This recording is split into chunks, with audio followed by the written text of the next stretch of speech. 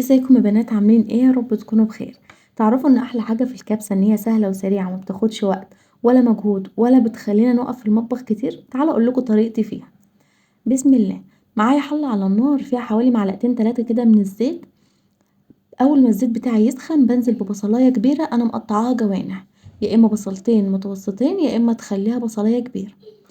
قطعي بقى البصل على حد زي ما انت حابة، انا بحب اقطعها جوانح كده تبقى سهلة معايا في التقطيع، وبعد كده بديها تقلبتين واسيبها خالص لحد ما البصلة تدبل.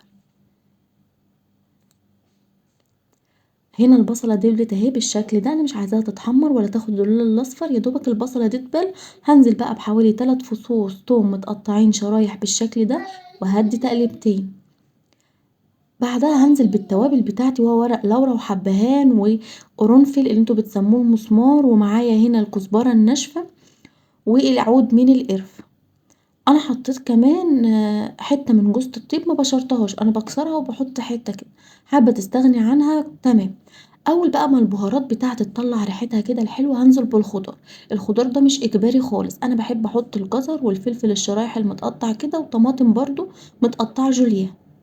بديها بقى تقلبتين. اول ما الخضار بتاعي كده يدبل بالشكل ده بنزل بمعلقه كبيره من صلصه الطماطم او معجون الطماطم. دي صلصه انا كنت عاملاها في البيت يعني.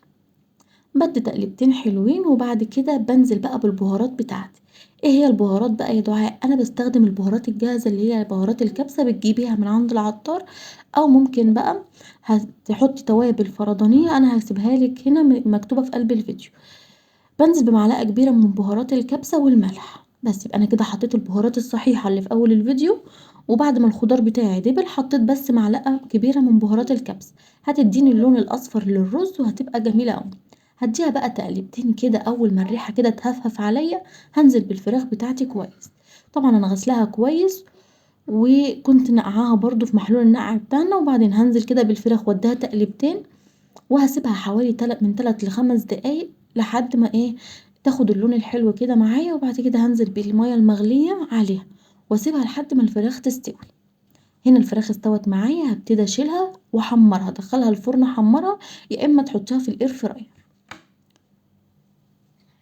بعد كده بقى معايا كوبايتين من الرز البسمتي، كنت نقعاهم حوالي 10 دقايق. في نوع رز ما بيتنقعش، على حسب نوع الرز اللي بتستخدميه.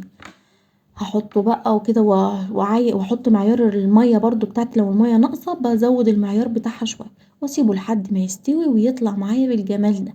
كانت الفراخ حمرتها برضو في الاير فراير. عايزه اقول لكم الرزايه طالعه مفلفله ومظبوطه والطعم خرافه.